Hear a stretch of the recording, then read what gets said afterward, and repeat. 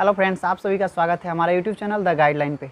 दोस्तों, हम लोग इस वीडियो में कक्षा 10वीं के निर्देशांक ज्यामिति चैप्टर जो हमारा एनसीईआरटी के बुक में चैप्टर नंबर 7 पढ़ता है, उसके उदाहरणों को देखेंगे।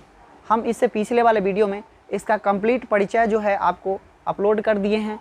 आप लोग पहले हमारे उस परिचय वाले वीडियो को देखें ताकि आपको ये चैप्टर समझने में, ये क्वेश्चन सभी बनाने में बहुत आसानी हो, है ना। बिना उस वीडियो को देखे आप इसको नहीं समझ सकते, ये समझने में आपको काफ़ी कठिनाई होगी। इसलिए हम कहेंगे कि आप पहले उस वीडियो को अच्छे से देखें, समझें, उसके बाद फिर इसको देखेंगे। चलिए बिना देर करते हुए हम लोग इस क्वेश्चन को पढ़ते हैं और बनाने की कोशिश करते हैं। आपका पहला क्वेश्चन, आपके बुक का उदाहरण का पहला क्वेश्चन है। क्या लिखा है? क्या बिंदु 3,2 -2 -3 और 2 3 एक त्रिभुज बनाते हैं? यदि हाँ तो बताइए कि किस प्रकार की त्रिभुज बनता है। मतलब आपका क्वेश्चन दिया, कहा कि 3 बिंदु है, यहाँ ये है ना, और ये तीनों बिंदु से कह रहा है कि क्या इन तीनों बिंदु को मिलाकर कोई त्रिभुज का निर्माण हो रहा है। अगर हो रहा है तो आपको बताना है कि वो किस प्रकार की त्रिभुज है। जहाँ तक आप सभी जानते होंगे कि त्रिभुज होते हैं कितने प्रकार के? त्रिभुज 3 प्रकार। त्रिभुज जो है वह उसको 2 हिसाब से हम लोग बांट देते हैं, एक भुजा के हिसाब से और एक कोण के हिसाब से। तो भुजा के हिसाब से भी त्रिभुज 3 प्रकार के और कोण के हिसाब से भी त्रिभुज 3 प्रकार के, है ना। तो ये पूछ रहा है कि अगर ये त्रिभुज बन रहा है तो किस टाइप का त्रिभुज है। चलिए इसको सॉल्व करते हैं। क्या लिखेंगे? हल। मान लेते हैं, माना कि इस बिंदु को ए मान लेते हैं। ए के लिए हमारा हो गया 3 2, इसको मान लो बी, सेकेंड वाले को -2 -3, और इसको मान लो सी आपका हो जाएगा 2, 3। देखिए कोई ज़रूरी नहीं कि आप ए बी सी ही मानो, आपकी इच्छा के ऊपर डिपेंड करता है। आप दूसरा कोई भी अल्फ़ाबेटिकल नंबर मान सकते हैं। हमने आपको यहाँ पे ए माना है और ए मान करके ही आपको बता रहे हैं। चलिए देखिए, ध्यान दीजिए। क्या कहा कि ये एक त्रिभुज बना रहा है कि नहीं बना रहा है, ये बात बताना है। अभी आप इसके जस्ट पहले वाले, कल वाले वीडियो में आप लोग देखे होंगे कि क्या लिखा है कि 2 बिंदुओं के बीच की दूरी निकालना। हम इसको दूरी सूत्र का प्रयोग करके ही ये बताना है कि ये एक त्रिभुज का निर्माण करता है कि नहीं करता है। तो चलिए हम लोग कोशिश करते हैं। कैसे करते हैं? सबसे पहले आप ऐसा करो, इस 2 को ले लो, फिर इस 2 को ले लो और एक बार इस 2 को ले लो, और तब चेक करो कि क्या ये जो है एक त्रिभुज का निर्माण करता है कि नहीं करता है। तो हम ना यहाँ पे क्या करते हैं, बिंदु ए तथा बी के बीच की दूरी। देखिए ए तथा बी के बीच की दूरी निकालना है तो इसके लिए क्या करेंगे? बिंदु ए और बी को लेना पड़ेगा। जब बिंदु ए और बी को देखते हैं तब इसमें x1 क्या होगा? देखिए तो x1 हो जाएगा आपका 3, x2 क्या हो जाएगा? तो आपका x2 हो जाएगा आपका यहाँ से -2। ठीक उसी प्रकार y1 कितना हो जाएगा आपका? तो y1 हो जाएगा 2, y2 कितना हो जाएगा? तो y2 यहाँ से आ जाएगा आपका -3। जब आपको ये पता चल गया तो ए बी के बीच की दूरी क्या हो जाएगा? तो आप लिख सकते हैं ना कि ए बी बराबर ए बी के बीच का दूरी क्या हो जाएगा? तो x1 माइनस x2 का whole square plus y1 minus y2 का होल स्क्वायर। रखिए सबका मान। x1 का मान कितना? 3, माइनस x2 का मान कितना? तो -2, फिर यहाँ पे प्लस y1 का मान कितना? तो 2, माइनस ये वाला माइनस, फिर y2 का मान कितना? तो -3, तो फिर -3, और इसको भी घेर दीजिए इस प्रकार से। देखिए यहाँ स्क्वायर चला हुआ। पहले इसके बीच वाले को कैलकुलेशन कर लेते हैं। कैलकुलेशन करेंगे तो क्या हो जाएगा? 3 माइनस माइनस प्लस 2 का होल स्क्वायर, प्लस यहाँ पे 2 माइनस माइनस प्लस 3 का होल स्क्वायर, ये आएगा। अब यहाँ से हम क्या लिख सकते हैं? यहाँ से देखिए दोनों जुट रहा है तो जोड़ लीजिए, 5 का स्क्वायर प्लस यहाँ से जुटेगा तो ये भी हो जाएगा 5 का स्क्वायर। ये दोनों को स्क्वायर करेंगे तो 5 × 5 = 25 प्लस 25, ये दोनों को जोड़ेंगे तो कितना हो जाएगा हमारा? इधर लिखते हैं अब यहाँ पे, दोनों को जोड़ेंगे तो 25 25 50, यानी ए बी का दूरी जो है हमारा कितना आ गया? √50 आ गया। चलिए इसको छोड़ते हैं, लिखते हैं फिर अगला को देखते हैं इसी प्रकार से। किसको? बी और सी को।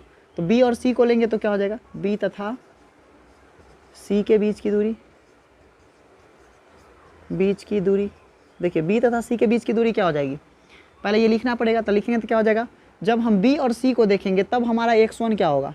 तो देखिए जब हम बी और सी को देख रहे हैं, अब इसको नहीं देखना है, केवल इसको देख रहा है, बी और सी को देखना है। जब हम बी और सी को देख रहे हैं तब हमारा x1 क्या हो रहा है? -2, x2 कितना हो रहा है? तो यहाँ से 2, y1 कितना हो रहा है, यहाँ से -3, y2 कितना हो रहा है 3।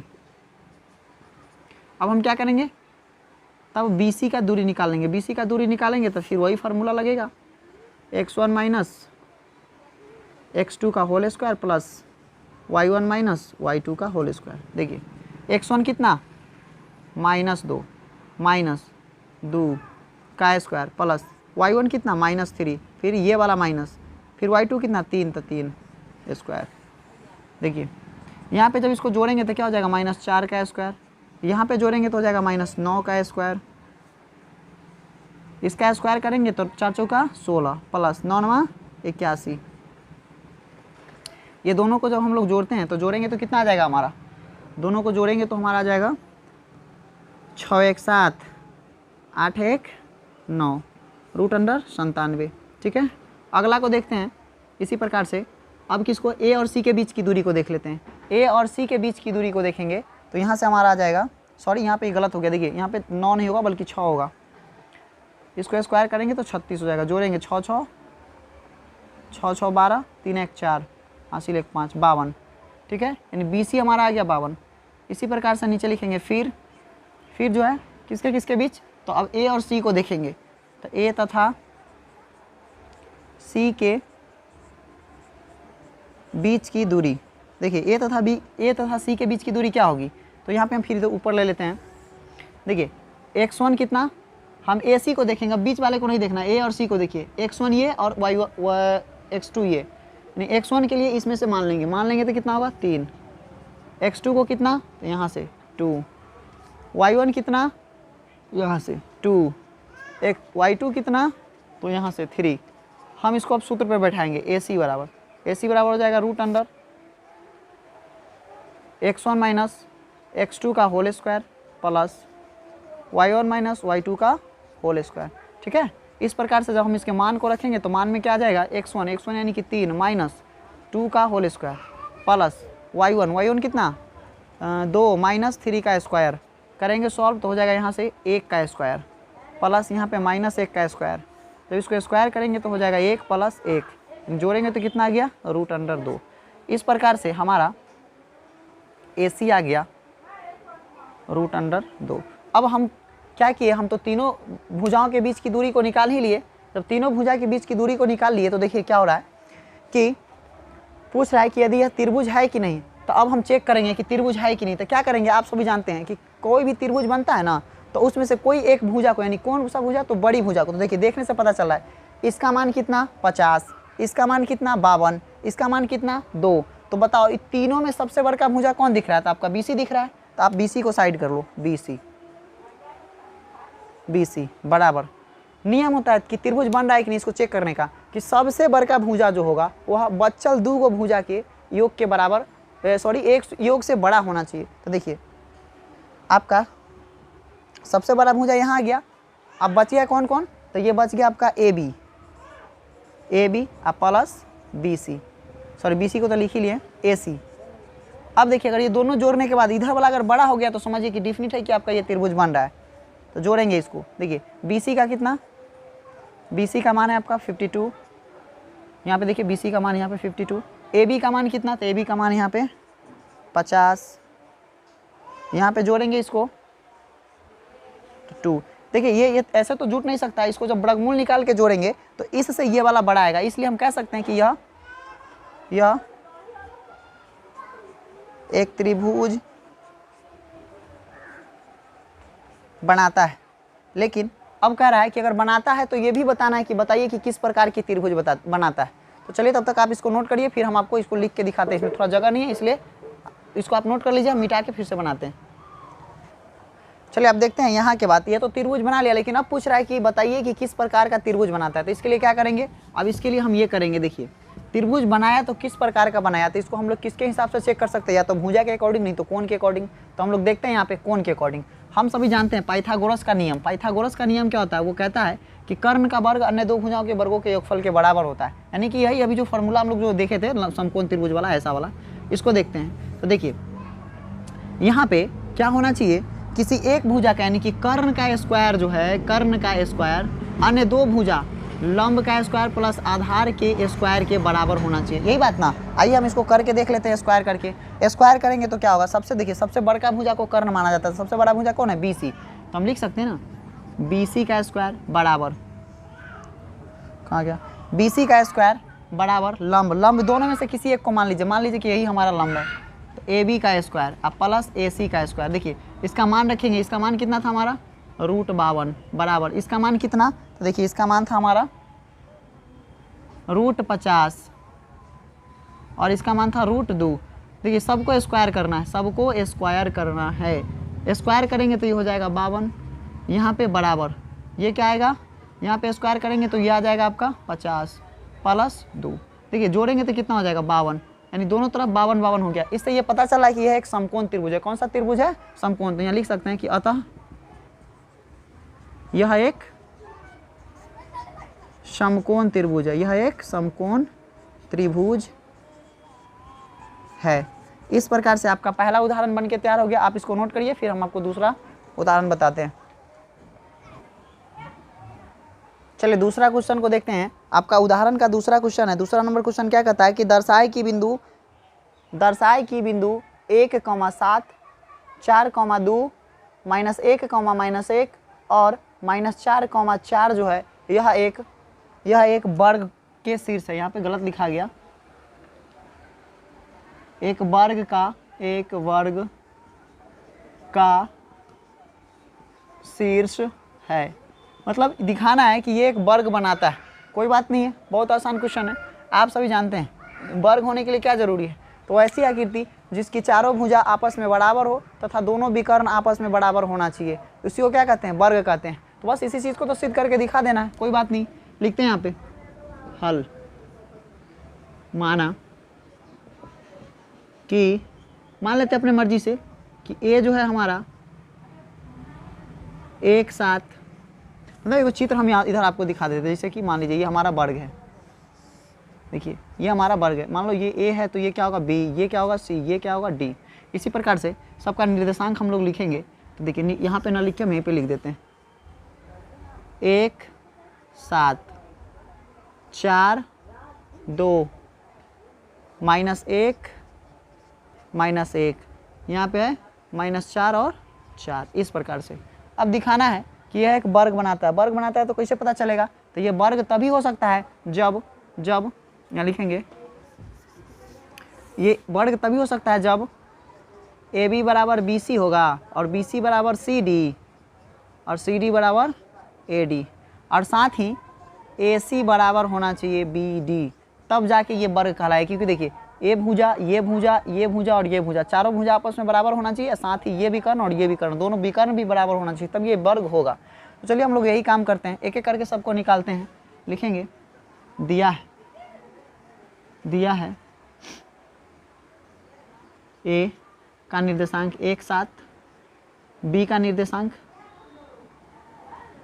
निर्देशांक आपका 4,2, C का निर्देशांक आपका हो जाएगा -1, D का निर्देशांक आपका हो जाएगा -4 और 4। हम एक एक करके निकालते हैं। सबसे पहले AB की दूरी को देखते हैं। AB बराबर क्या हो जाएगा, डायरेक्ट लिख देते हैं यहाँ पे। देखिए AB बराबर है ना, कि लिख ही देते हैं आपके लिए। देखिए आप लोग भी पार्ट करके बनाइएगा ऐसे ही। AB बराबर, AB जो है हमारा, इसमें AB को जब हम देखेंगे, AB के बीच की दूरी, AB के बीच की दूरी, देखिए AB के बीच की दूरी जो है क्या होगी, ये यहाँ पे x1 जो है आपका 1 हो जाएगा, x2 कितना हो जाएगा, तो 4 हो जाएगा, y1 कितना, तो y1 आपका 7, y2 कितना, तो y2 आपका 2 हो जाएगा। तब AB बराबर आपका क्या हो जाएगा, दूरी के रूप में डायरेक्ट लिख देते हैं। देखिए 2 का whole square plus y1 minus y2 का होल स्क्वायर, यहाँ से x1 कितना, तो 1 - 4 का स्क्वायर प्लस 7 - 2 का स्क्वायर। कैलकुलेशन इसका करेंगे तो आएगा आपका -3 का स्क्वायर प्लस 5 का स्क्वायर। ठीक है, अब यहाँ से आ जाएगा आपका 3 का स्क्वायर करेंगे तो 9 प्लस 5 का स्क्वायर करेंगे तो 25। ये दोनों को जोड़ेंगे तो 25 और 9 होता है 34। यानी आपका यहाँ से AB का जो दूरी है वह AB का दूरी कितना आ गया, 34। मान लीजिए कि 34 इकाई है। ठीक है, इकाई। इसी प्रकार से हम क्या करेंगे अगला, अब हम बी और सी के बीच की दूरी को निकालेंगे। देखिए बी सी के बीच की दूरी को निकालेंगे तो वो कितना आता है,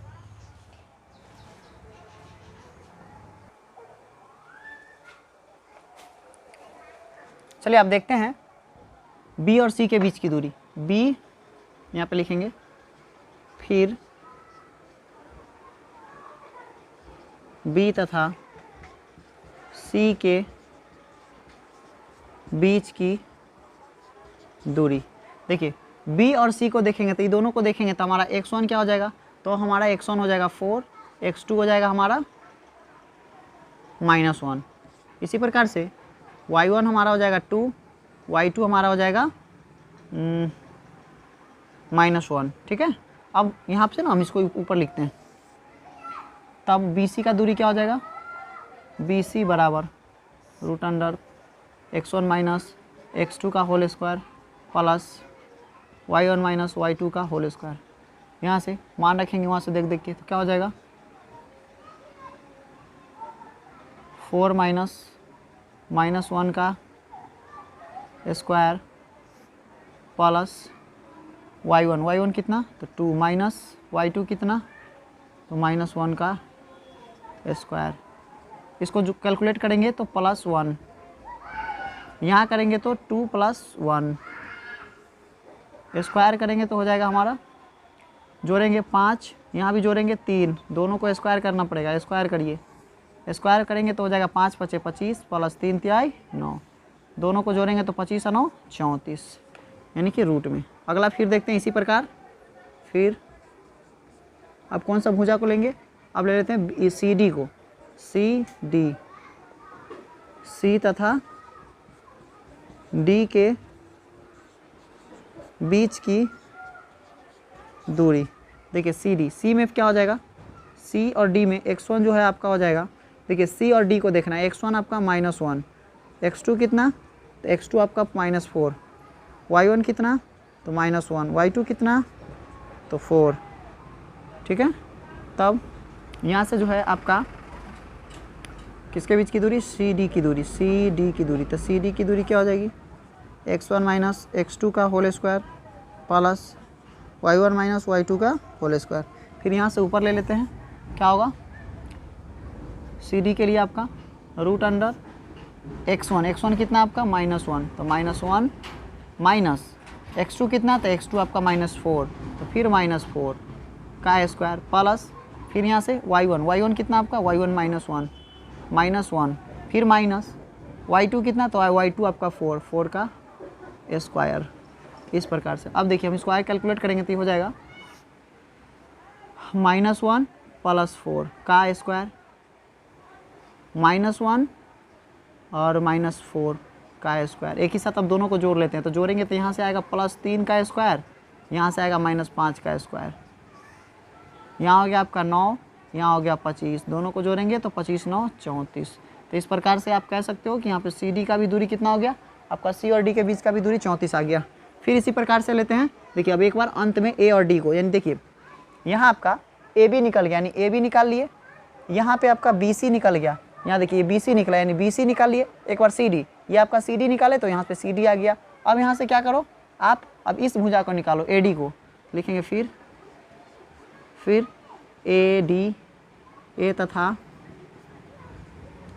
डी के बीच की दूरी, ए तथा डी के बीच की दूरी निकालने के लिए क्या करेंगे, तो यहाँ से हम आपको लेंगे x1। देखिए इसका x1 कितना, तो -4, x2 कितना, तो 1, यहाँ पे फिर आएंगे तो कितना हो जाएगा, y1 कितना इसका, देखिए y1 4, y2 कितना, तो 7। तब ए डी के बीच का दूरी निकालेंगे तो ये इस प्रकार से हो जाएगा x1 - x2 का स्क्वायर प्लस y1 - y2 का स्क्वायर। ठीक है, आगे देखिए यहाँ से क्या हो जाएगा, ये 1 कितना है आपका, -4 -1 का स्क्वायर प्लस 4 - 7 का स्क्वायर।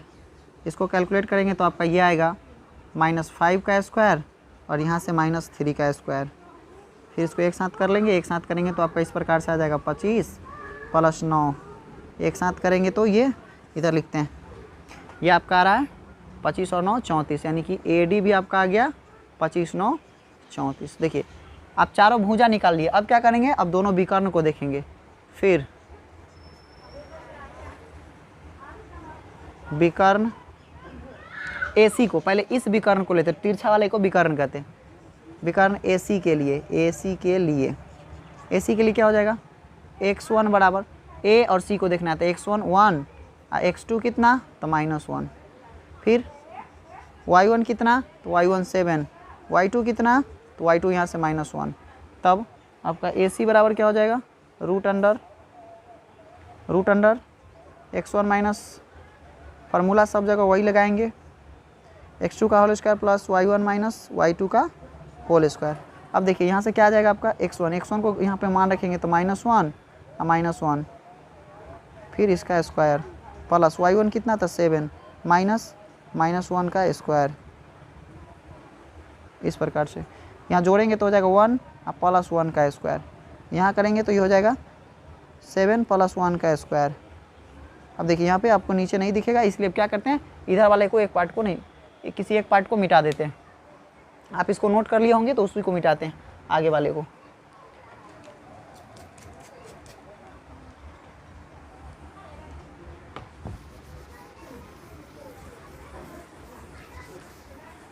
देखिए यहाँ से काम करते हैं, ये इसको कर ले चलते हैं वहाँ पे, इसको जोड़ेंगे तो 1 1 2 हो जाएगा, यानी हमारा हम कह सकते हैं यहाँ पे कि हमारा AC के लिए जो दूरी निकलेगा, AC के लिए वो रूट अंडर, यहाँ से देखिए 1 + 1 यानी कि 2, तो 2 का स्क्वायर प्लस, फिर इसको जोड़ेंगे तो 7 + 1 यानी कि 8 का स्क्वायर, 8 का स्क्वायर। इसको जब वर्ग करेंगे तो 2 2 नहीं 4, 8 का करेंगे तो 8 चौका 8 8 64, इसको जब जोड़ेंगे तो 60 हो जाएगा, यानी AC हमारा कितना आ गया 60।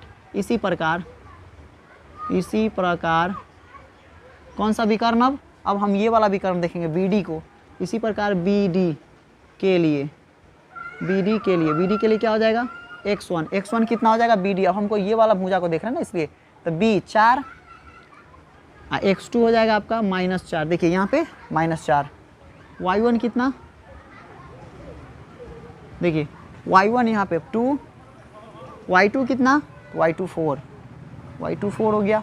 इस प्रकार से आपका हो गया। अब क्या करते हैं, यहाँ पे डायरेक्ट निकाल लेते हैं BD का, BD बराबर root under x1 minus x2 का whole square plus y1 minus y2 का होल स्क्वायर। यहाँ से क्या आ जाएगा, रूट अंडर 4 माइनस -4 का स्क्वायर प्लस y1 कितना 2 माइनस 4 का स्क्वायर, करेंगे तो हो जाएगा 4 + 4 का होल स्क्वायर प्लस 2 माइनस 4 का स्क्वायर। इसको जब वर्ग करेंगे तो यहाँ से आ जाएगा आपका 8 का स्क्वायर प्लस -2 का स्क्वायर। स्क्वायर करेंगे तो 8 8 64 प्लस 4, जब इसको जोड़ेंगे तो ये आपका ला के दे देगा रूट अंडर 60। तो इस प्रकार से आपका BD भी 60 हो गया। अब देखिए आप पाएंगे कि आपको चारों निकल के यहाँ पे तैयार हो गया। अब चारों जब निकल गया तो आप देखिए, आप चारों भुजा को तो आपको दिखा दिए थे कि AB बराबर भी हम लोग का आया हुआ था कितना 25 आया हुआ, 34 आया था, BC बराबर भी 34, CD बराबर भी कितना आ गया 34, और आपका कहाँ गया फिर CD बराबर 34, उसके बाद ठीक है। उसका देखिए यहाँ पे ये 34 हो गया, ये भुजा भी 34 और इसको जोड़े तो यहाँ भी 34 आया, यानी कि चारों भुजा आपस में बराबर हो गया। अब देखिए यहाँ पे विकर्ण निकाले, विकर्ण एक AC यहाँ पे और दूसरा विकर्ण यहाँ पे BD। देखिए इस विकर्ण की लंबाई निकाले तो यहाँ पे आया कितना आपका, यहाँ पे आया 4 + 64 4, यहाँ पे 68, सॉरी ये गलत हो गया, ये 68 हो जाएगा, ये 68 हो गया। ठीक उसी प्रकार से ये 64 और 4 ये भी 68 हो जाएगा। देखिए ये दोनों विकर्ण, ये विकर्ण और ये विकर्ण आपस में बराबर है, इसलिए यह एक वर्ग है। तो हम अभी इसको मिटा देते हैं और लिखेंगे क्या, वो लिख देते हैं आपको।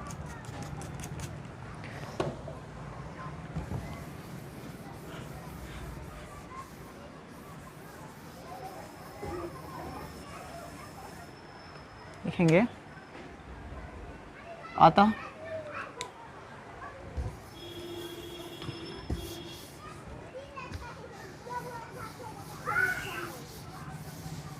ऐसा लिखेंगे यहाँ पे, अतः यह एक वर्ग है क्योंकि यहाँ AB बराबर BC बराबर CD बराबर AD तथा विकर्ण AC तथा BD भी बराबर है। इस प्रकार से आपका ये क्वेश्चन नंबर 2 भी बन के तैयार हो गया। चलिए आप इसको नोट करिए, फिर अगला क्वेश्चन को